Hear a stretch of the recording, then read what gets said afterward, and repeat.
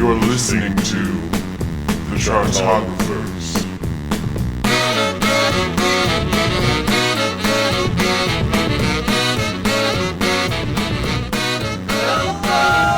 Hello, everybody! You are listening to the Chartographers. It is that music-loving podcast for music-loving people where we take every single album by a particular artist and we rank it worst to best and forget the rest. And in today's episode especially, the rest is like a fucking encyclopedia that we are going to burn, let me tell you. So, hey, Evan, were you a carnival ride operator in your past life? Yeah, that was intense. That was a lot. I'll be honest though, my potential other career, and I'm really launching this podcast so I can eventually become a game show host. That's my hope, that's my need. I would kick ass at it, and also as we know now, Steve Harvey is an asshole. All these stories. Hey, so guys, listen, the one thing I love about this podcast is that with me and Taran, since we created it, we just kind of pick artists that we respectively really like, that sometimes we kind of want the other person to get into. Like Taran, he's picked out Fleetwood Mac, and we've done Daft Punk, and we did Talking Heads. And Iron and Wine. Yeah, and then I've had a lot this season. Yeah, you have. And then I've been always like, we should do Michael Jackson. Oh, you need to get into the Smashing Pumpkins. Like, we just have these different journeys that we go on. And one time we did an episode that no one really cared about called Phil Collins, and hey, it's our most popular thing. But this week, especially, we're tackling a band that I've always, been a fan of music, but this was the first band I truly loved. The first band when I got an album, like, oh my god, they have a whole back catalog, and you dive the fuck in, and it's weirder and crazier than you can imagine. That's right, this week we're talking about those fearless freaks, those Oklahoma weirdos, the band whose next release is probably a week-long cover of the Rolling Stones' Sticky Fingers and released in a cube of marzipan. That's right, guys, we are talking about the Flaming Lips. The Electric Worms if you're nasty. So, guys, listen, Flaming Lips We are not. started by the Coen brothers, Mark and Wayne, way back there in Oklahoma in the 80s, early 80s. And they just, over a time of creating shitty-ass Led Zeppelin watered-down imitations, have gradually morphed into one of the most eccentric and crazy alternative rock acts of all time, dipping into psychedelia and just all sorts of just weird-ass shit. There's a lot of weird shit. That's what you need to know. And we are going to rank their albums. What constitutes their albums, we're going to get to that in a second. But first, I need to tell you the people we have here that are going to be ranking this shit. First off, there's me. I'm not sure if you know me. I'm Evan Saudi. You might know me as an editor of Pop Adders. You probably know me as the host of this podcast. If you know me as the host of this podcast, then you know the person sitting next to me, the Stephen Droz to my Wayne Coyne. That's right. We are talking about Taran O'Reilly. Fuck yeah. Yeah. How you doing? I'm great. Yeah. You're so great. I'm fantastic. Can you do a carnival-like intro like I did? No. Nor will I even try. No, I will not. No, I'm really excited. This has been definitely...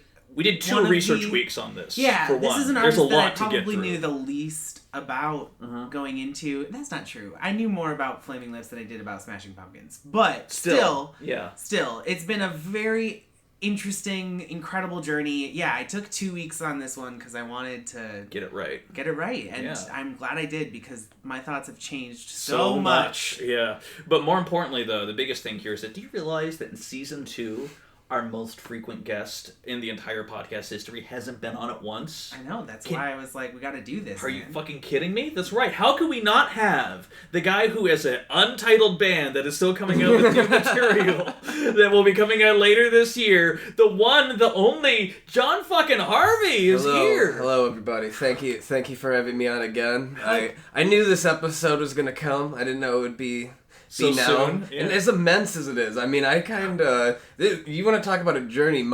This list, everybody kind of comes in with their own list, has been like... Probably everything is swapped from first to last at least once or twice. I mean, as we all know, Here Is It is their best album. So, that'll be, But yeah, you were talking about Here is it.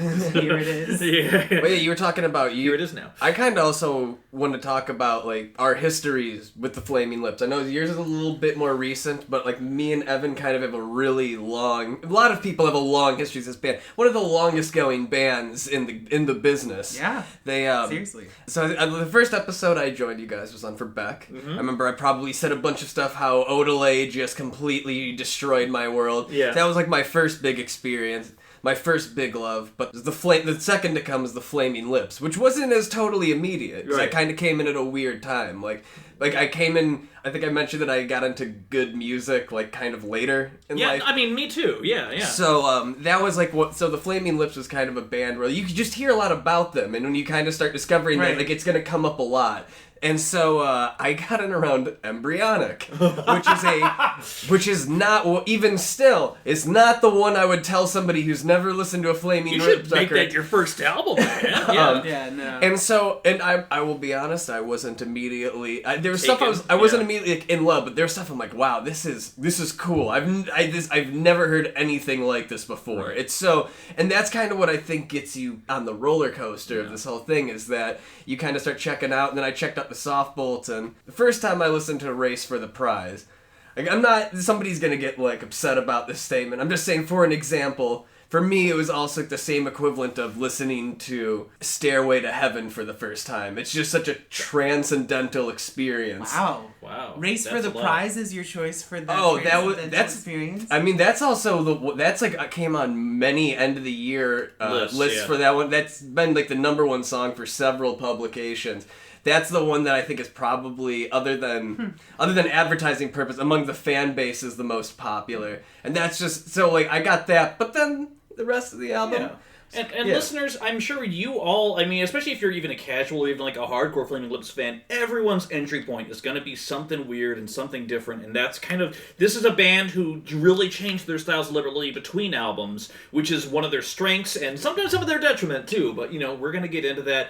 That is what we're here for. And just one last story for the record. The whole reason I heard about Jon Harvey from the first place, former guest JC, John Chakota, he was on, and he wound up we were talking about Embryonic. He says, oh yeah, you should, and I was like, kind of whatever. He's like, you should really give a second listen to Silver Trembling Hand. That's Jon Harvey's favorite track. And that's how Jon Harvey came on my radar, and now he's the biggest guest of all time. And in fact, we're going to give him a medal by the end of this podcast for being the most frequent guest. So yeah, not yet. It hasn't shown up yet. I deserve it, goddammit. So anyway, ranking the Flaming Lips albums might seem like a fool's errand, because if you look at the official, like, core album ranking, well, first off, there's a million other things, and let's just get the qualifiers out of the way in terms of what we're ranking. We are not going to rank anything that was released in an edible format. We're not going to release anything that's longer than 4 albums. We're not going to rank any of that shit. Real quick, for the mini-sode, just in a preview, I have a friend who bought edible Flaming Lips stuff, and we're going to talk about it. I'm really excited about that. We are not going to do any albums where they cover other albums. I think that kind of goes without saying. Yeah. They did that a lot too. So when you get all of that extra... We're not going to include any album where they included the word Fwens.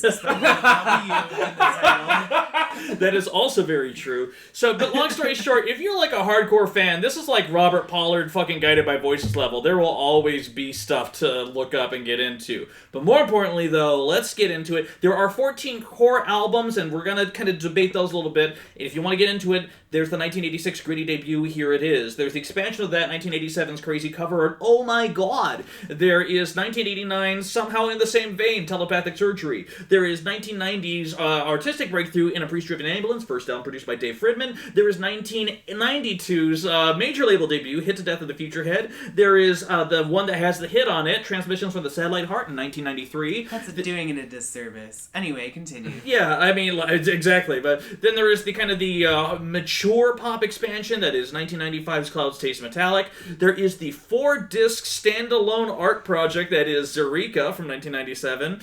There is the kind of big commercial breakthrough that happened in the Soft Bulletin in 1999. There is the kind of warped Grammy-winning pop effort that is Yoshimi Battles the Pink Robot from 2002. There is the follow-up to that, the 2006's At War with the Mystics. There is the double-disc crazy psychedelic in the red nonsense of Embryonic from 2009. There is the moody introvert flip of their entire sound in 2013's The Terror. And there is 2017's album that was released called Oxy Melody. The only album in the discography that sounds like it's tipping its fedora at you.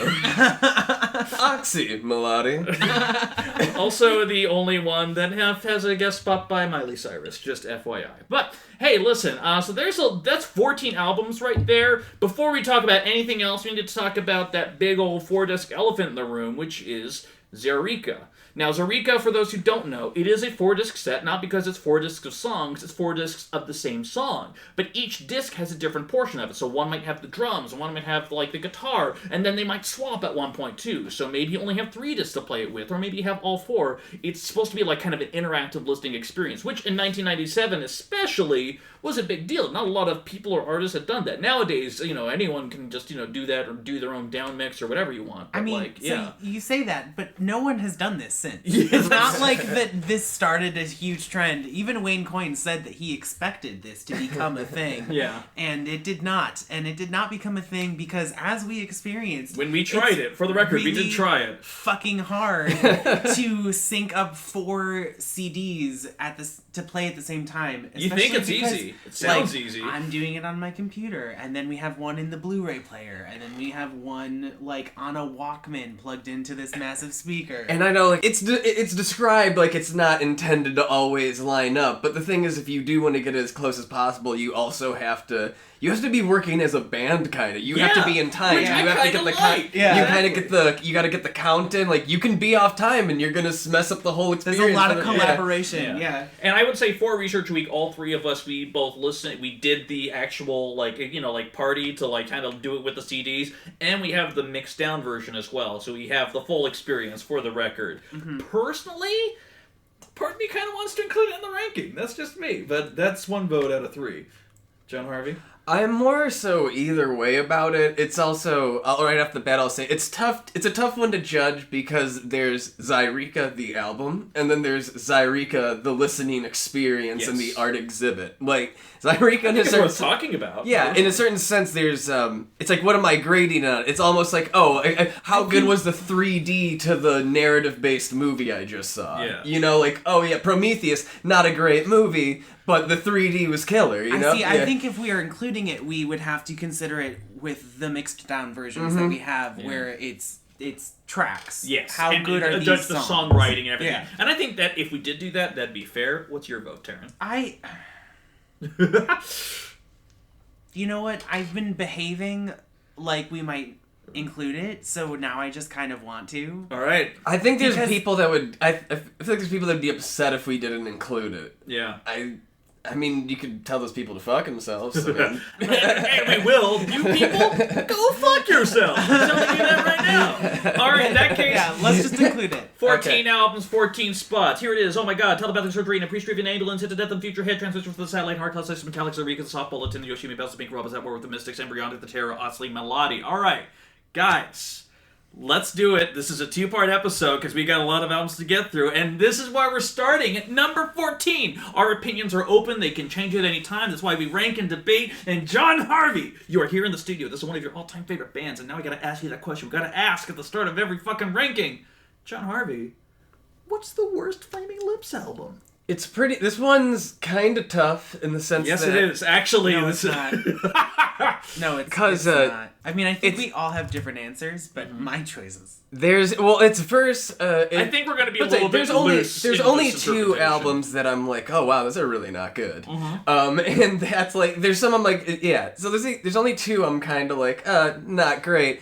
And it's versus one that I can't remember anything on the album every time I listen to. I know. Or one that makes me want to put my head through a wall every time I hear the lyrics. And those would be... That would be Telepathic Surgery or Oxymelody. I will say, Oxymelody, musically, more interesting. But Telepathic Surgery doesn't make me want to rip my ears out sometimes. Yeah. I personally would vote for Telepathic Surgery. But Taran, what are your thoughts? Yeah, of those 2, I would definitely pick Telepathic Surgery to be lower. Just because, Telepathic Surgery doesn't really accomplish anything. It doesn't have anything It doesn't have me going back to it at any point. And I will say, I think it's more just kind of, interesting is almost overstating it, but let's just say interesting textures versus like where if you listen to Oh My God or Here It Is, there's a certain raw visceralness to the punk rock aspect that even if the songs aren't bad, but like there's something to latch onto. I don't know what to latch onto when I listen to these songs. Totally. Yeah, they don't have any, there's not any like hooks, nor is there any really interesting lyrical content. Like UFO Story starts with... Okay, we're talking about lyrical content. Can we talk about the opening lines of Shaved Gorilla? We got a gorilla, and we shaved him, and bought him a motorcycle. Which, by the way, if you're not familiar with this discography, be aware for a lot of animal-based songs early on. Songs about brains. Songs about brains, songs about frogs. Godzilla. So many songs about frogs, and what was the other one? It was... Magician/wizard. Oh, yeah. Lots of vaginas. More visual, but there is some lyrical vaginas. Yeah. Also, your new band name? Lyrical Vaginas. Lyrical vaginas. But here's the thing. So the first 3 albums, Here It Is, Oh My God, and Telepathic Surgery, they're very much of the same ilk. You'd think that over the course of at least 3 years, the band would progress, and they kind of do at times. But these albums kind of are very much the same, genre, the same sound, the same texture. So as such, it really comes down to when they have genuine moments that actually hit. And I gotta say real quick, my favorite moments on this album, unfortunately, are generally ones where the songs sound like other songs. Define. Yes. Chrome-Plated Suicide. One of the more decent tracks on there, but then once you get to the end, you're like, oh, this is Sweet Child of Mine. Yeah. Right. And also, Begs and Aiken, I actually kind of dig. Yeah. It's one of the best things on here, even though it's not incredible. But it's still, they're going for this, it's almost Led Zeppelin-y, very classic... Yeah. Basic rock, and then it kind of has multiple... I don't think it's Led Zeppelin-y, though, because there's a song on there, Hare Krishna Stompwagon, fuck Led Zeppelin. Which some people will, stand by. I know that people that like this album will be like, oh, that's one of the good songs up there. And I'm always like, oh, that's one fucking idiots. Yeah. Also, I love that they have a song called Fuck Led Zeppelin, even though, half of their career is based on. And they love Led Zeppelin. It's a stupid joke that doesn't work. I would agree with that. I would say right now it's kind of not the opening, but the chorus is kind of their first pop-ish legitimate moment. It's also kind of important to state again for people that aren't as familiar with the band is that one thing that really separates the punk rock version of the Flaming Lips. You're gonna find there's about 4 different versions of the Flaming Lips as time goes on. The punk rock version, their claim to fame is that they use influences that are generally uncool with punk rockers. If you're in a punk rock band, you're not supposed to like Led Zeppelin and all that shit. And they're like, oh, we're hippies, we love Zeppelin. And so that's kind of the thing that separates them. Yeah. I would also say I do like Miracle on 42nd Street when they calm down. It's kind of nice. The piano coda at the end of UFO Story, I like. I like it. It's just not the most engaging. Right. No, I agree. And of course, Shaved Gorilla, the greatest song. No, I mean UFO Story, I actually kind of enjoy, except once it gets to the music. Right. Once it gets to the music, after the 3 first minutes half of it is just Wayne monologuing, and it's even a bad recording of him monologuing. He cuts out a couple times, and it's you can't have a recording of someone talking where you can't hear them if there's no music in the background. Right. Well, in that case, guys, I really don't think it's that much of a debate right now. Let's go ahead. Number 14, Telepathic Surgery. We are on our way. So now, I know Jon Harvey, he did just he threw the gauntlet out by saying, oh my god, we should actually go ahead and have Ozzy Melody down here, but Taran O'Reilly... no. I know. I'm kind of curious where your thoughts are on this. Yeah, I mean, Ozzy Melody sucks.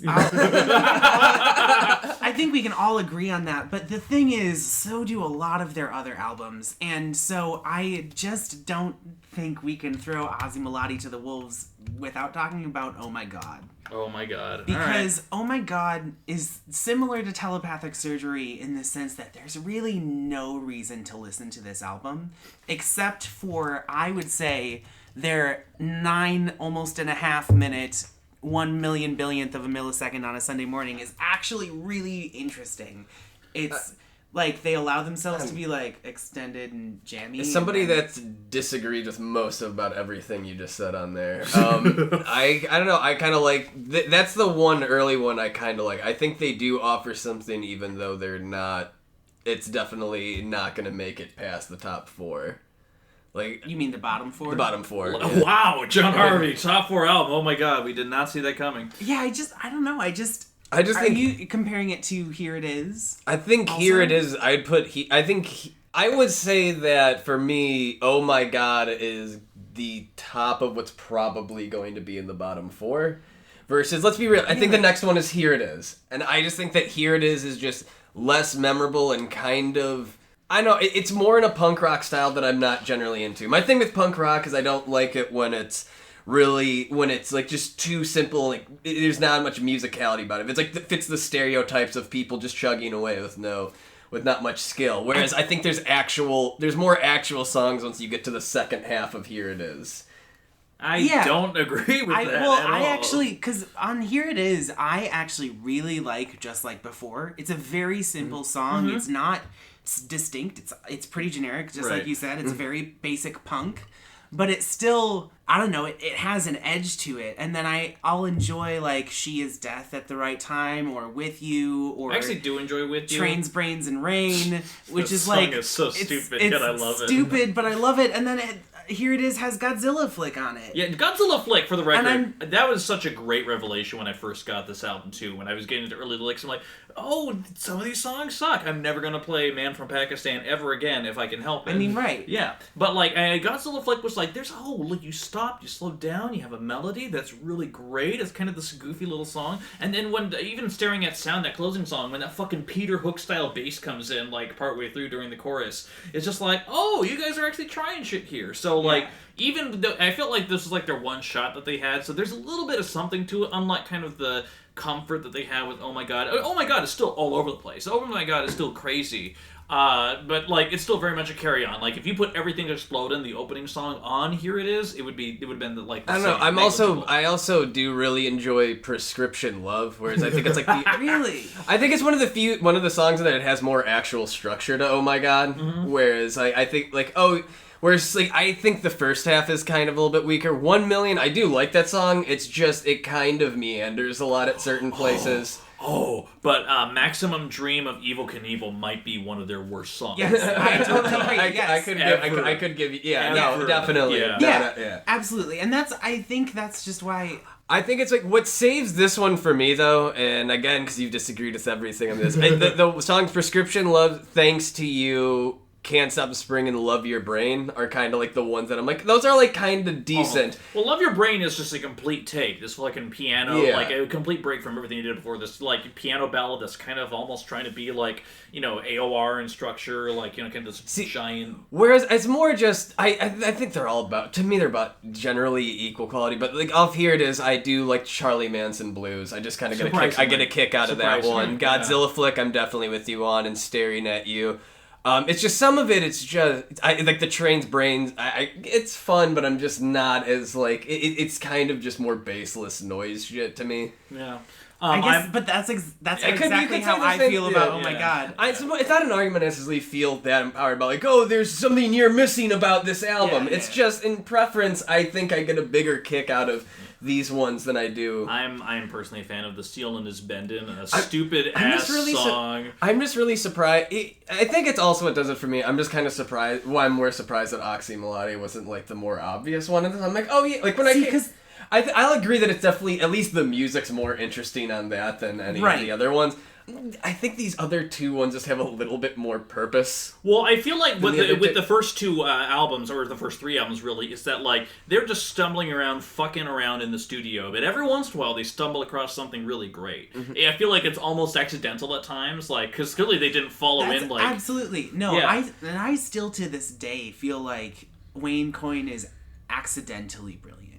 Like, he doesn't make brilliant art because he has like vision and purpose. He's just like, he just has random ideas and he's like, I want to do this now, and he does it, and sometimes it's insane and sometimes it's beautiful, and when he has the right collaborators, that's when he can like truly make magic. So just turning things a little bit this early on, I think you're also I think I will say he definitely after these first three starts getting a little bit better at guitar. I know he's not like... He's never been a great guitarist. Yeah, but like I think at least the terms of the song... They start becoming more of actual songs. Right, but switching things a little bit, Oxy Melody, their most recent album, the one that came out the year we recorded this, 2017, is an album where it is shiny and synthy and incredibly, incredibly empty at the same time. So I could see why Jon Harvey would absolutely nominate it, because it is just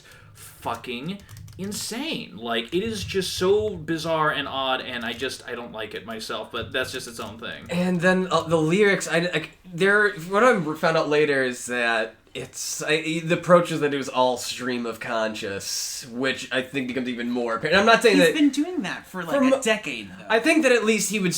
almost everything about this band is generally... I think at least before it was stream of conscious, then how do we restructure it? You know, I think a lot of it, like you want to say it's accidental brilliance, I think it's just when you're a band that's constantly working and you just constantly has ideas, that's why you're bound to stumble upon more ones that work. Right. This one, I don't think they really go through as much of the phase where, well, once we find something, let's go back and recontext it. That because I don't like most of it. I will say, just right off the bat, again, favorite being not, just don't be like, oh, it's good, just more favorite. My favorite part, or I think the best part of this album for me, is in the chorus of How. But I think it kind of fucks up because nothing before or after really has anything to do with anything. So, like, it's more like, I think it's the most interesting hook where he says, like, I try to tell you, but I don't know. Yeah, and he does that. But then it has nothing to do with the comes before. Yeah. It has nothing to do with the comes after. And it turns into this dreariness that the whole...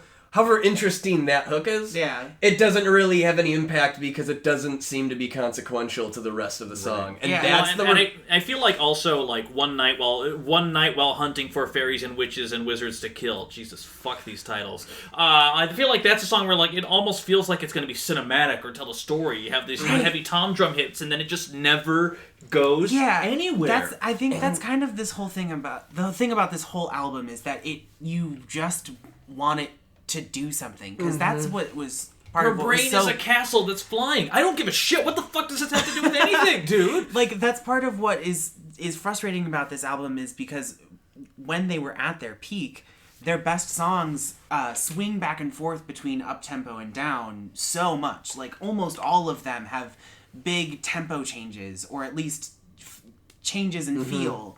And that's completely missing on this record, except for, like, at the end of Niji Nai or whatever it is. Which just starts as another, it's like, There Should Be Unicorns Part 2.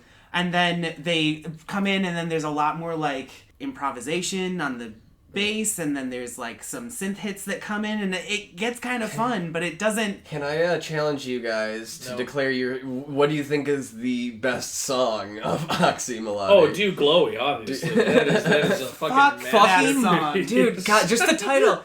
When I got to it, like, you know, I held off listening to it as if like I'm already like dreading that in 6 more tracks I'm gonna get to a song titled Do Glowy. No, Do Glowy. And then the chorus is just going, do glowing. Like, glowy, glowy, glowy, glowy, glowy. Glowy, glowy, glow. Yeah, it's like, Wayne, fucking stop. No, so the best thing on Oxymelody is Reggie Watts at the end of There Should Be Unicorn. When he just begins reiterating what the lyrics are. You know, I love that part. And he was like, and we will be high. And there's like this echo on it. I don't know. It's just... great. But everything else is like really inconsequential. Nick Nye is the only one that like I'm like, well, at least for a split second it seems like something's going on. Right? Yeah. So at least when there's more actual percussion to that one, whereas the other one, There Should Be Unicorns, which, man, dude, just some of the fucking lyrics. Just one of the lines is him just going, there's like, white trash wedding, rednecks do blah blah blah. He's like, legalize all the drugs right now. And I'm like, what you don't even. Do you believe that? I don't. Do you even believe know. in sequiturs? Yeah. No, that legalize all the drugs right now. Isn't that from How? Yeah. No. That was How. No, that is How. Yeah, I was doing How again. This album blurring together. I'm blown away. Yeah. Also, for the record, none of us can remember what Sunrise Eyes of the Young sound like. Oh, I did. It's true. No, I unfortunately I do. Oh my god. Okay, but here's the thing. That's the thing. The only reason I put Oxymelody higher than Here It Is. No, not higher than Here It Is. Really? I would put Oxymelody higher than Oh My God, because it's just inoffensive. Whereas, like, Oh My God is, like, and you're this band, hard to listen to. Right, and the worst part about Oxymelody is that this is a band who, at this point in their careers, have done so much, and as songwriters and as performers have actually grown and expanded their sound several times over. So for them to put out an album, just this kind of whimper of this is what we think, or like it's almost like an obligation album. 4 years after their last one, yeah. And it's also feels like an obligation album. And it's also an album that somehow managed to be less interesting than the 6-hour song. You know what I like? Yeah. Like, how do you? Yeah, even the one that's like kind of like these go-to lines are kind of still provide more of an engaging listening experience than that one. Yeah. For as much gimmicks as everybody gives a crap, the gimmicks had more interesting stuff than that. But before we get to like locking these in, my other thing with this album, and I think I said this before, is that there's not much purpose to it. They didn't need to make the album. You know, they're this late in their career. They could have held off. I get the other one, though. I get why there's a Here It Is. I get why there's Oh My God, and even the unsuccessful Telepathic. Like, there's a reason it's a band struggling and at least developing and figuring and trying to get to a point where, like, you kind of understand maybe what they're trying to go for and place they're trying to get to, even if they're not fully getting there. Right.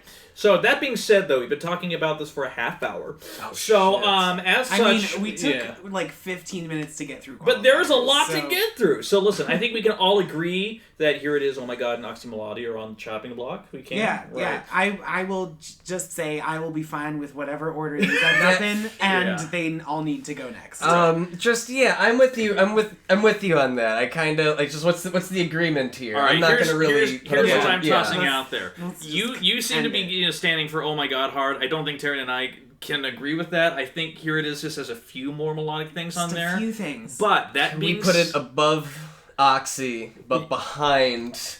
Yes. Okay. That is definitely what we're doing. Fine. Yeah. So in that case, number 14 is Telepathic Surgery. Number 13 is Oxymolody. Number 12 is Oh My God. Number 11 is Here It Is. But hey, guess what, guys? That means we are now down to the top 10. Fuck. I'm looking at this right now. It's like, oh shit, so we did that. Yeah, we did that. Really now we have to do the top 10. Now, I also want to question, because earlier you said there's a lot of bad albums. Are you considering any of these actually bad? Because that's the thing. Once you get past these, I just consider all of these pretty... Yeah. Like, everything up between 10 and 4 is kind of like... Those are all... almost equally good they're albums. Like solid. No, I totally agree. No, 4 bad albums is a lot of bad albums. Yeah. In the grand scheme of things. As far as like compared to other careers. No, that is definitely true. And it's also, I mean, I think it's also tough because it was a different band. It's okay, so now what we've covered out, other than Oxy, we've got rid of the punk rock Flaming Lips phase. Yeah. And I think just before we start getting to ranking, I'll just lead with one that I know somebody's going to disagree with me on. But let's just start from in order, like in chronology. Like, so, you know, we got the punk rock phase done, and now let's do like the kind of early 90s alternative rock phase, which is, I would maybe go with Hit to Death in the Future Head. I do not agree. I would, believe it or not, I would actually, at this point, nominate Transmissions from the Satellite Heart. No. Yeah.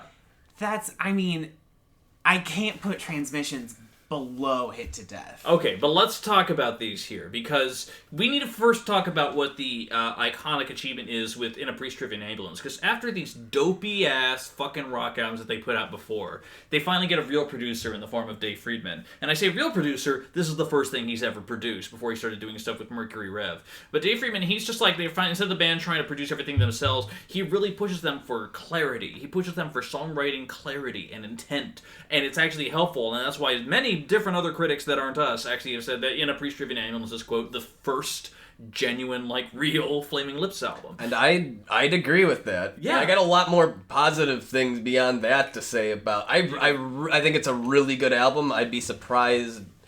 I don't think any of us would put it this low, no? Right. No, I don't think any of us would. Not yet. Yeah, but it was enough to get Warner Brothers to sign them, and the first thing they put out there was Hit to Death in the Future Head, which is basically kind of a cleaned up version of the sound that they were kind of moving into, a little bit more poppy, a little bit there. And the thing is, this is still a messy album. It's their first attempt at trying to do orchestration, and I mean bargain basement orchestration, shitty ass. Let's have a horn on this song. Let's kind of have a cello slide on this Lots one here. of flute. I'm just trying to. Samples being brought in. I probably should have wikied it better, but I was always curious if Grasshopper from Mercury Rev is the one that's playing the flute on all these tracks. I mean, you get a lot of Mercury Rev type collaborators. Well, right? especially in this early. I mean, they had a member of Mercury Rev, Jonathan Donahue, who came in a Pre-Stripping Ambulance too, which I think was also kind of a bit of relief because Wayne Coyne, vocalist, songwriter, producer, whatever, he for him not to have lead guitar duties, I think kind of maybe took a little bit more pressure off him for once, where he could just kind of focus a little bit more. Right, and exactly, and then not having lead guitar duties for years served him very well for the next decade, basically. Right. So as such, Hit to Death in the Future Head, the opening song, which I love the title, talking about the smile and death porn immortality blues, everyone wants to live forever. I think it's actually a pretty fine song were it not for that bass voice on there. The ooh wob wob, ooh wob wob. Especially because it's so high in the mix. And also in the again, we'll probably talk about this more in the minisode. We talked it before even getting there, just how for a band that has such incredible visual art and is such a great Wayne himself, an amazing visual artist and a great team, how not great the music videos are. And so the music video, I hate when it cuts to this fat guy and this topless fat guy and he's going wow wow wow, and that's just the music video for at least 30 seconds. Oh, that's fun. That's so great. But that being said, Hit Me Like You Did the First Time is actually, I think, a genuinely great song. Oh, when you have this fucking cello ascension that comes up there, which is kind of great. Even the Sun, kind of this warped, psychedelic, whatever type thing. The Sun is one of my favorite Flaming Lips songs. Oh, it's really? That's awesome.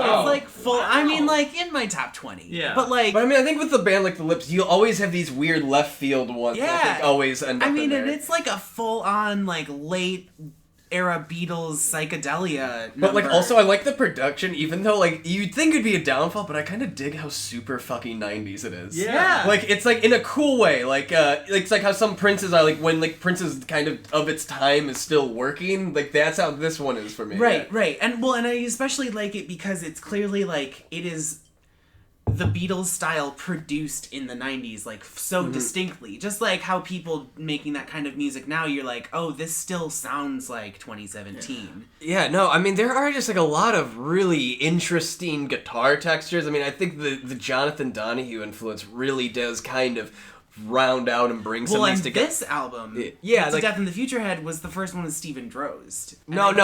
That's still, I forgot somebody else is on that. He came on for the tour.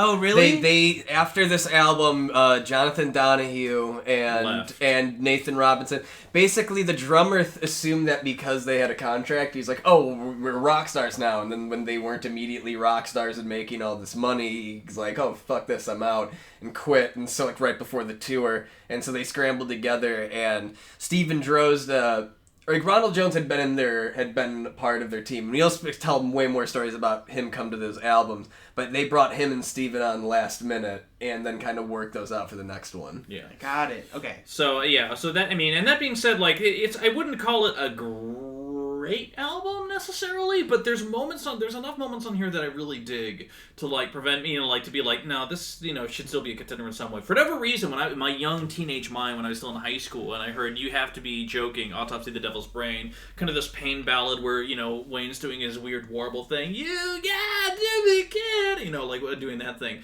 But then randomly there's that one orchestra sample that just kind of comes in during the fucking, this is after the second chorus, and it's just, it doesn't belong there. It's kind of melodically ill-fitting, but I just loved it. I'm you just fucking copy-pasted a goddamn orchestra in there for no reason, and it was kind of cool. They did that a lot early. They started doing that on Telepathic Surgery, and then for 3 albums-ish, they just have orchestra samples. They're not in tempo. I'm sure they were just like old enough that they were public domains. They didn't have to like pay and for I just them. kind of love this kind of like random fuckery. Like, I think it is kind of an interesting of its time kind of album. I kind of some of the U2 influence that comes in. My favorite run is from U2 influence. I kind of think that like just how the guitar tones of songs like Halloween on the Barbary Coast and and Magician vs. the Headache and Ginger Ale Afternoon. Those are like that's kind of my favorite three. I do really like Ginger Ale Afternoon. Yeah. I like really like that song.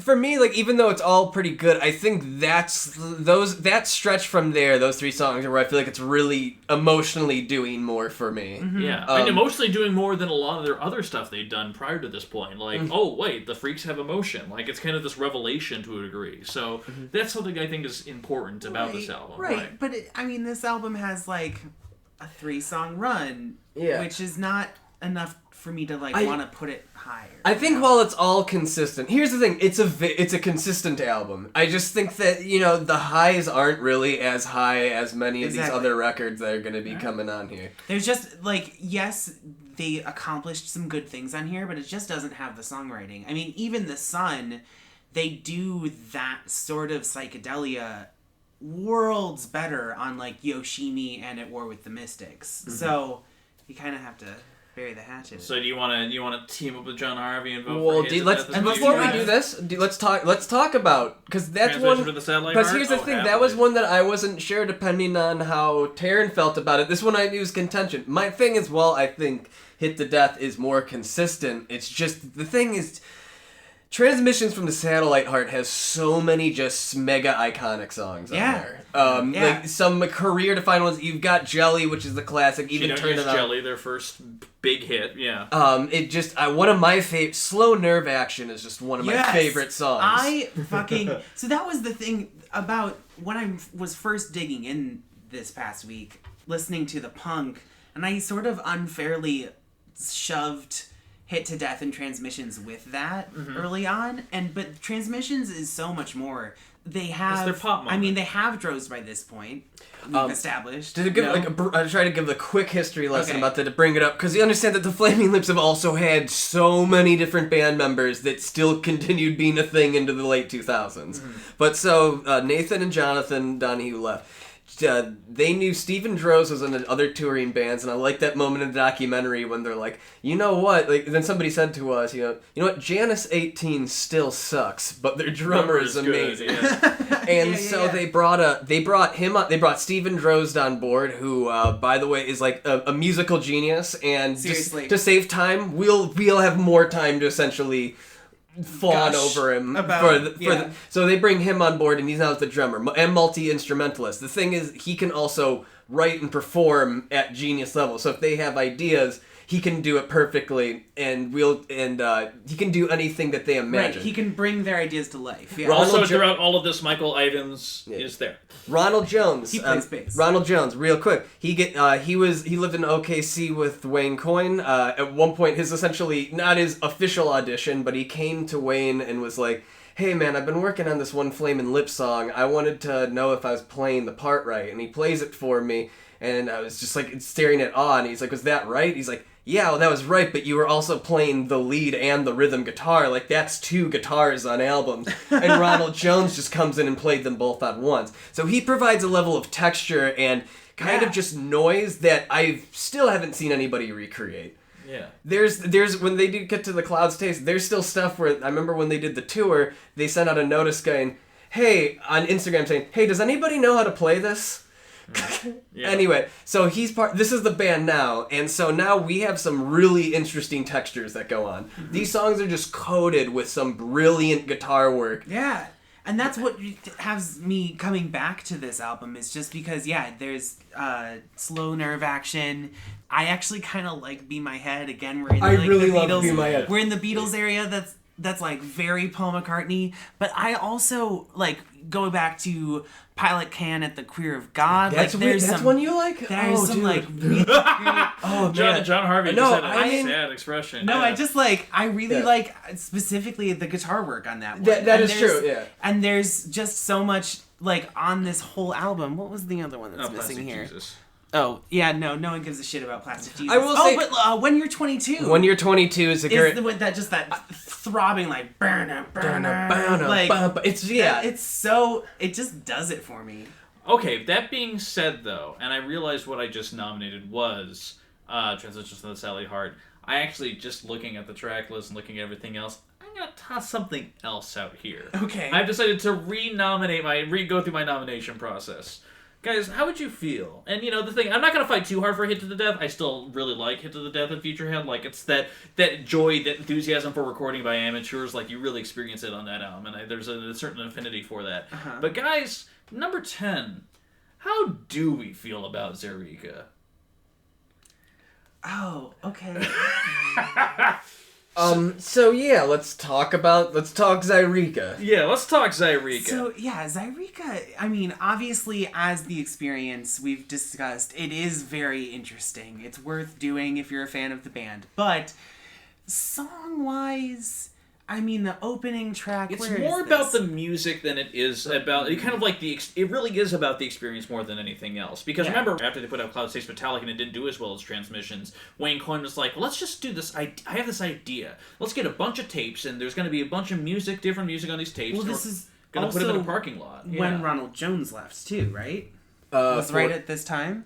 Ronald Jones left at the end of Clouds Taste Metallic, which I think only went on a fairly short tour before they were out. So they were that had a short tour, and then they were already kind of work on this. But Wayne had this idea of, like, he's just going to have a bunch of people bring their cars with their tape decks. You're all going to put tapes in it, and I'm going to tell you all to start it at the same time. And all these tape decks would combine in force and power to create this surround sound musical experience. He wanted to do that with an album. Apparently, if you believe the Fearless Freaks documentary, he wanted to do a 100-disc album, which Warner Brothers was like, haha, fuck no.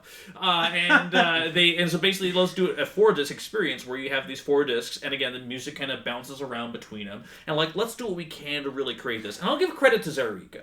Zerika really takes the full extent of that, of like, here's a sound coming out of here, and then it moves over here, and then the choir is coming out of a different one. I want to describe a bit how it's a bit different than just doing 5.1 or doing surround sound. It's kind of interesting because you do have different tracks on different levels. You kind of like control the mix of the album, and you have different sound qualities based off whatever type of sound system you have readily available. And going on there. And so it is kind of like, it's interesting, like, it would feel like something that you would experience while being at an art exhibit. That said, though, and like, you said this earlier, that, it's more about the musicality of it than it is about the songs. But when it's on something that's a functioning song, it is pretty incredible. Goddamn great. And I think also what kind of saves the lips on a lot of different experiments is that I think it's just the idea that this is the first record where it's just Michael Ivins, Wayne Coyne, and Steven Drozd. And Dave so Friedman, it's like, let's give credit. So like, oh well, now that we have Steven, what can he do? Let's just try and see how far he can take it. So just the early phases of them learning what they can do with Steven Drozd is quite incredible. I mean, like you just the way that like these drum patterns, even one section I do like is just that drum solo, kind of unnecessary in song purposes, but it's a fucking great drum solo. Yeah, for sure. And so there are some worthwhile moments on here. Like, okay, I'll admit I don't really understand the opener. It's mainly more for the music when you have the groups of choirs move in and out. Yeah, and that was pretty. When you put the CDs on for the first time, you're like, oh shit. It's also just it's a great opener because it has those epic vocals, but also because it has like just such a great groove. Dude, that bass line. That bass line is solid. Boom, boom, boom. Yeah. And then even writing the work in the year 2025 is pretty great too. I love that song. Yeah. That's You're Invisible Now. It is marred a little bit because there's about a 20-second section of just screaming. Let's get to the screaming. But then of course there's the last song, The Big Ol' Bug Is the New Baby Now. Right, which is just Blue Christmas. It's just they just ripped off Blue Christmas. With narration and a dog attack at the end. And then at the end, and it's not just dogs barking at the end. It's like blown out 45 speaker. seconds. And the thing is, it's like there's a pack of dogs on each of the 4 CDs. So when you're listening to a mix down, you have like 4 packs of dogs basically. So it's like legitimately alarming. If you have the volume up at a normal level to listen to the music. Here's what was really kind of frustrated me when we did that experience. It's like, while I was having fun and I was enjoying it, it's cool.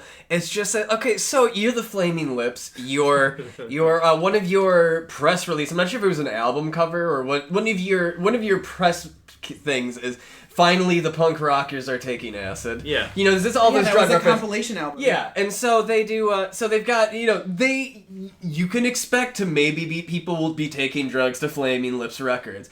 And so the idea that, somebody's like, probably like, I gotta put on 4 records, dude, let's like take this. Let's eat some mushrooms and put this on to Zerika. And so with that in mind, that you would make a track that the album, not just the track, the album just ends with them imitating barking dogs, and it just over compresses the whole thing and just envelopes you and just it's legitimately terrifying. Oh, and also let's not forget the song with the tones that are supposed to make you see into the future. How will we know is it's basically one just CD of a normal song on one CD, and then the other 3 CDs have differing tones that are supposed to make you see the future, I guess, is the superstition myth, around them, except that it's just legitimately painful. Like, I did not listen to that song this week because it hurts my ears. And also there's a 10-minute menstrual cycle song, A Machine in India, which I don't need to hear about the Syrian missile hitting the womb, the vagina. I'm going to India. Which, by the way, again, I'm not sure I'm if on this the is pedestal, seeing all the bleeding vaginas. I'm not sure if this is a joke. The problem is, I believe it is that I've read somewhere that song is about his wife's menstrual cycle. No, it says in the liner notes. Oh, that's right. Exactly. Yeah, Oh no, it totally did. But also, for the record, the band Local Natives are basically derived from the song "The Train Runs Over the Camel, but is derailed by the gnat," which is my highlight off of this. Yeah. Before Evan told me that it sounds like Local Natives, but my other highlight is March of the Rotten Vegetables. That fucking song is baller as shit. And that's the thing with this. That's the thing. I feel like all of our complaints are more so about the gimmicky, non-musical aspects. Right, that take the up music this album. is solid. Like, the music, when it's just about the music. Yeah. Because I fucking love it when all the vocal choruses kick in, because they did have kind of a really good understanding of how the brain is kind of operating when things kick in. And it's kind of interesting because, like, a lot of tension is based off, what speaker is noise going to come out of? Right. So when you've got, they kind of have a good relationship with when all the choruses come in. That's like just bliss. Yeah, but they also they have a really good idea for their first time of doing anything like this. They know how to like stagger things a little bit. Like if your one CD's a little off or something like that, if things come in a little bit late, it's gonna be okay. It's still right. Like even when you have the mix down timed perfectly. Yeah. Like you'll have if you take for example Riding to Work in the year 2025 that has that screaming section in the middle. When the track comes back in, the bass is not quite on rhythm because they didn't make the space for the screaming the exact tiny same length. So, but it also has A Machine in India on there. So that being said, where do we stand? We threw out a couple things there. Looks like Zerika and maybe Hit to Death are on the future chopping block here, guys. Yeah, I would still stick with Hit to Death. Hit to Death in the Futurehead is next, and then I could maybe put Zerika at 9. Yeah. I just think that, again, we're talking about album highs. Mm-hmm. I just think that when Zerika is succeeding, it's a pretty wonderful experience. But it succeeds inconsistently. Yeah, very much so. All right, well, in that case, I'd say let's go ahead and lock in at number 14, Telepathic Surgery, number 13, Oxymolati, number 12, Oh My God, number 11, Here It Is, number 10, Hit to Death, In the Future Head, number 9, Zerika, Taran O'Reilly. Mm-hmm. How you doing? I'm great. Good. I'm great. I want to keep going. I know you want to keep going, because guess what? Number 8's coming up, and it's nomination time, and I'm looking right at you, and Jon Harvey's looking. Everyone's looking at you right now. Right. I mean, so we had nominated Transmissions for below 10. Yeah. But my pick before that, controversially, maybe a little controversially, would actually be The Terror. I could get why it goes there. My bigger reason why it's not, I wouldn't put that, again, is it's just more so I feel like The Terror really kind of succeeds as an album. I'm not going to say that, like, I will agree that...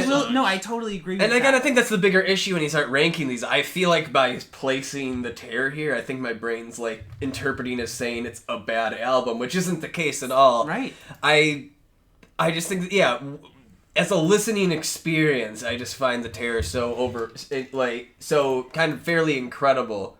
But I don't know, maybe you are kind of right on that. See, though. yeah, no, as a listening experience, The Terror is very impressive. That they were managed to not only make an album that has such odd dissonance featured so prominently for, like, over an hour, and it's still so listenable.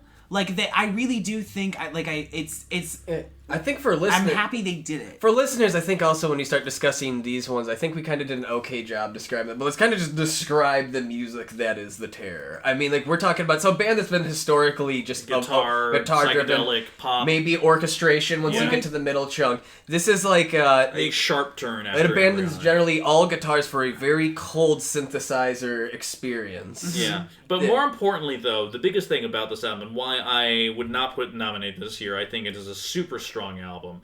The reason why The Terror, and I agree though, individual moments will not stand up, but the experience of The Terror is smart on many levels, but the main reason is because while Embryonic, their 2009 double disc set, which was crazy psychedelic, blown out speakers, kind of like a revisiting of the Roots, but with their modern songwriting charm, and just like all over the place, let's just see what sticks kind of thing. The Terror was that one thing. It took everything you knew about the Flaming Lips songwriting. It took all of that darkness that was lurking underneath all of Wayne's concepts and ideas and lyrics, and just brought it into the fore. And so, it was just put it front and center. And that's what this era between Embryonic and The Terror is essentially about. Is why it's really impressive in their careers. It's a total deconstruction of everything you generally know about the Flaming Lips. Right, and I think that's why Oxymelody kind of sucks ass in comparison, because after they broke everything down into like the tropes of what it is, but they can't go anywhere from that. See, yeah, no, the problem with Oxymelody is because they continued with the sonic textures of The Terror without the gimmick that pushed Terror to the next level and made them try and do interesting things with it. Let's talk about the history of the Terror, because that's kind of what makes that's part of the selling point of what makes it work, is the context. Define the history. I just mean that the Terror comes in around it was released in 2013. I think at the end of 2012 or the beginning of 2013. Wayne Coyne and his wife Michelle Coyne, married for 22 years. I mean, she was there probably, I think, they've been dating since, I believe, Priest-Driven Ambulance. I think she's in the music video. Yeah. And and so so they've been dating for that long time inspiration. They got divorced in around 2012, and so. On top of that, Stephen Drozd had apparently relapsed to hair. But another thing to know is that Stephen Drozd kind of fits the Keith Richards mold of just kind of like total drug addict genius. That he had been less of an asshole than Keith Richards. Yes, but from a certain point, from the entire time that he's in the band, starting with Transmission, Stephen Drozd was pretty heavily into heroin before kicking that, and it kind of shapes a lot of certain ideas that come with these other songs. And so in 2012, he kind of had also relapsed, and there's just all these things that were going on. The Lips, I think, are also kind of in a lot of people were fed up with the Lips. There was so much gimmicks going on. Yeah. There was such an overabundance of material being released between 2009 and 2013. Right, that's when they were doing a lot of their collaboration albums and cover albums. And Two Bobs Flucking, their U2 parking lot experiment kind of thing. And so The Terror is just, what happens when singing these songs just stops working and you're just left all on your own. And it's just, it's taking similar ideas of these death, but then just... Whereas, everything is kind of about maybe uniting, a lot of songs about uniting, this is just, being in a dark cave and just being as alone as you could possibly be. And it kind of rejects all the messages that came with the previous songs. I mean, I know I nominated this, but I don't even know if I agree with it anymore. Just looking at the track list, You Lust, their collaboration with Phantogram, their 13-minute collaboration... it wanders a little too much for me, but it still accomplishes what it goes out to, and I enjoy it for that, at least. I think that I love that opener of this album, Look, the Sun is Rising. Man, what a hell of a way to just open up any record, though. Yeah. It's just, another thing I really love about this record is, on top of Stephen Drozd is just such an incredible drummer to begin with, but you'll see him do a lot more technically impressive stuff, but the way that the drums work on all these songs kind of blows my mind, because it's all performed like a heartbeat. It's nothing like significant, but like if you have a song that's more anxiety inducing, there's certain things about the way the bass pedal kicks in and kind of replicates a certain anxious feeling. If it's about feeling alone or just depression, it may be just really slow, but there's all these elements in the percussion that really have emotional heft, and they're not really complicated things. Yeah. And I keep in mind, I'm not going to throw the Terror on casually like I would with the majority of Flaming Lips albums, where it's like, oh, let's just have some druggy fun and throw it on. Like, you got to be kind of in the mood for the Terror. But there are also, I mean, I'm in the mood for this kind of music sometimes. Like, this isn't the first album that's hit this vibe for me. Randomly, I'm thinking of this Gang Gang Dance record that also really hits this, like, I know what deep you're talking about. Paranoia. And then, just thinking about, like, when that synth break comes in on the title track, The Terror, that like that hits that like fear sweet spot. Yeah. Like I really like this record because it makes you feel sort of like a placebo fear almost. Like, you know that nothing bad is going to happen, but it just gives you this sort of eeriness. And The Terror, I feel like, is one of the most effective Flaming Lips, and like to the point that like what the goal of the album is succeeds a little bit more, even if you wouldn't say that that like if the record you go back to them, I think just in terms of what's the goal of this album and what's it accomplishing, I think it is kind of more along. And while I love the album a lot, it's also, we're running into a bunch of masterpieces at the same time here. We're starting to run up into that thing that we always do. So that means Jon Harvey, out of curiosity, Mojito number 8. Oh man, and like I said again, it's just my heart just hurts because it feels like I'm saying it's a bad album. I feel like Stephen Drozd. It's okay. We're going, but here we go. We're up to the top half now. Think of it that way. God, it's for me, it's between Transmissions and The Terror. And if you would have asked me just yesterday, I would have said the Transmission is just too sometimes inconsistent. And I think let me list out some criticisms of Transmissions. I think he has a list, by the way. I think the track listing is kind of not great. I think the sequencing is kind of fucked up. I think I sent you like my own one, whereas I feel like there was an idea to not put the songs that are knowingly the best songs or the hit songs back to back. Whereas they wanted to spread them out. Here's the thing, like you said, Pilot is actually one of my least favorite Flaming Lips songs. Like Flaming Lips songs. Period. It's one of your least favorites. Maybe I think there's some other ones that I probably put, like, I think are worse. I think once you get into this era, it's one of my. I just think that, oh man, Turn It On, just such a great poppy alt rocking. Turn It On, and they run into this sometimes where like that melody just kind of makes me roll my eyes a little bit. Like, it's almost a little too on the nose classic 70s rock. I feel like for them, it's appropriate. Like, they had that discovery of, like, yeah, we can do this, but I agree. Do this sound. So, I think if you looked at that, I think my custom track listing is if you went Turn It On into Jelly, into Chewing the Apple of Your Eye, and then Superhumans. Yeah, just something like, I feel like there's a weird energy. I don't really like Superhumans. I don't like it either. Yeah. How do you feel about Moth in the Incubator? It depends on, that one's more of a day, depends on what day I'm listening to. I think it's weird. There's elements I like about it, but I wouldn't say it's my favorite song. Well, I like the lead card that's like the when you're in the chorus. I love that shit. Like that's what I like about this album. There's so many interesting textures, but it's not until we get to the next one that they really master what, like, some of the textural and like the arrangements of these songs. Yeah. No, but like. Well, and what are your thoughts on Transmission? I really like Transmissions. Transmissions, I think, has sleeper hits where, like, as you listen to it more, I think it just has some really great guitar work on it, and it has memorable melodies in a way that The Terror doesn't. But I also think it has. I actually think Transmissions is better than Priest-Driven Ambulance too.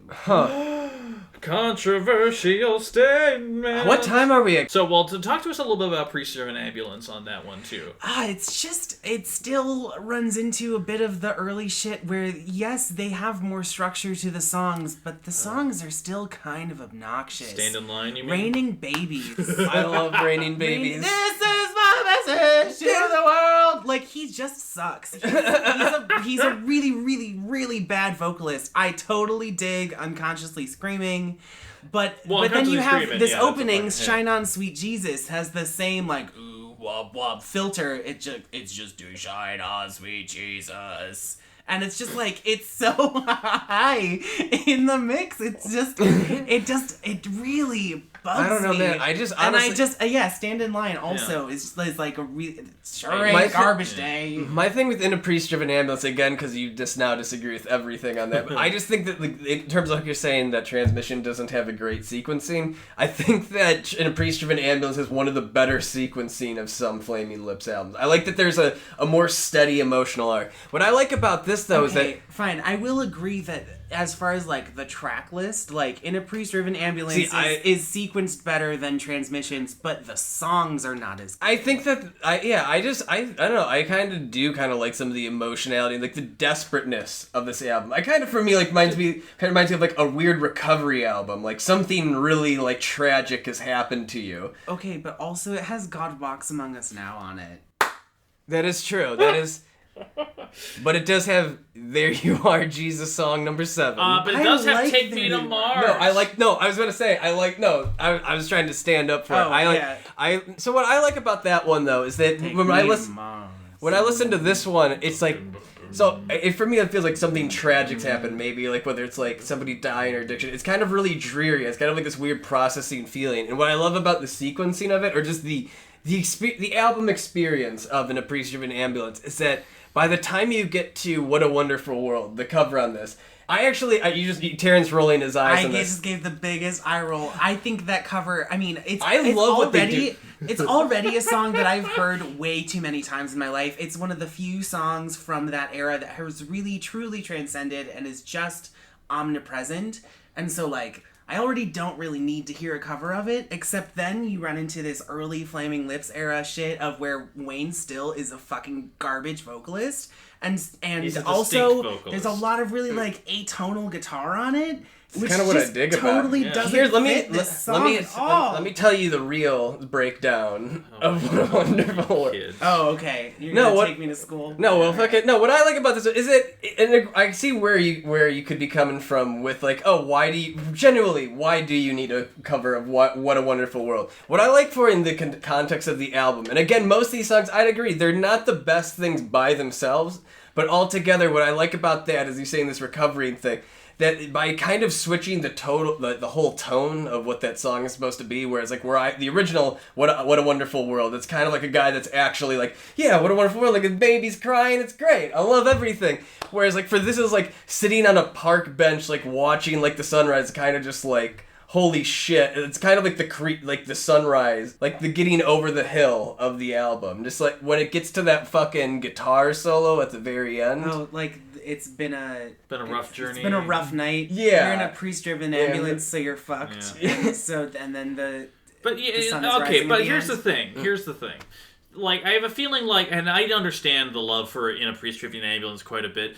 I do think, especially if you're going to compare it to Transmissions, I think that the album experience of The Terror is stronger than In a Priest-Driven Ambulance. But I also think, just on a pure song-for-song level, I'm not even the biggest fan of Transmissions, as we know. Transmission, I think, is still a stronger album than In a Priest-Driven Ambulance. Because, again, when we talk about it per your own words, if you want to talk about the highs being that high, I think Transmissions does have a slight edge over it. And, again, both these albums still have weak points. They're still great, and why hasn't any of you fucks talked about Take Me to Mars? That is such a great-ass dumb song. I don't know. I love it so goddamn much. I enjoy Take Me to Mars, except that the It's just one of those the vocal is just like, I feel like this has been done. But then you had the guitar in the background. I like Take Me to Mars more as that, like, I really think it's a good transition from Rain and Babies through Five Stop Mother Superior Rain. Yeah. Oh, speaking of, I actually really like Five Stop Mother Superior Rain. I think that's like a really solid chorus from these parts. No, I that was one that I still really like. That was actually one of my favorite earlier Lip songs. It's just that I was kind of surprised that coming back to it, I wasn't as jazzed about it. Whereas, like, I used to also hate Rain and Babies, and that was one where I came back this time. I was like, I'm kind of into Rain and Babies after not liking that one for a really long time. Yeah.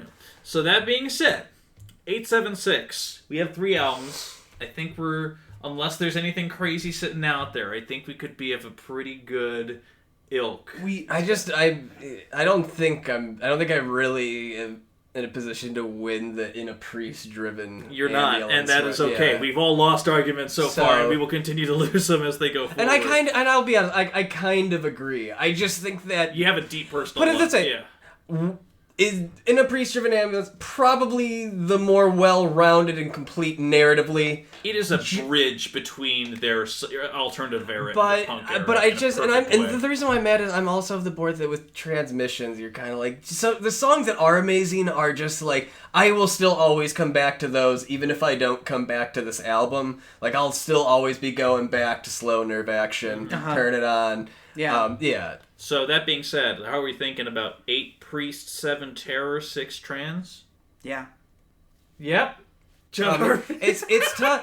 Jon Harvey's a little bit blunderbussed. No, it's just I do think the Terror. It's you're comparing such different things. That right. It's like right. They're very, very different things. Just like if you came back to me next week, I would maybe switch them. But I agree with that ranking. Okay. In that case, listen, guys, we still have even more to get through after this. So much. So let's just go ahead and do a really quick recap of what we got. We have number 14, Telepathic Surgery. We have number 13, Oxymolati. We have number 12, oh my god. We have number 11, Here It Is. We have number 10, Hit to Death of the Future Head. We have number 9, Zarica. Number 6, In a Preacher of Animals. Number 7, The Terror. Number 6, Transmissions with the Satellite Hearts. We're 70 minutes into the podcast. We have the top 5 left to go, and we're going to get to it in part 2. But in the meantime, guys, Jon Harvey, thank you for being here. Thank you. I know clearly we have a lot to say, so we're going to get into it. Taran, of course, as always, goes without saying. I guess I keep saying it every time, and I still mean it. I just can't wait till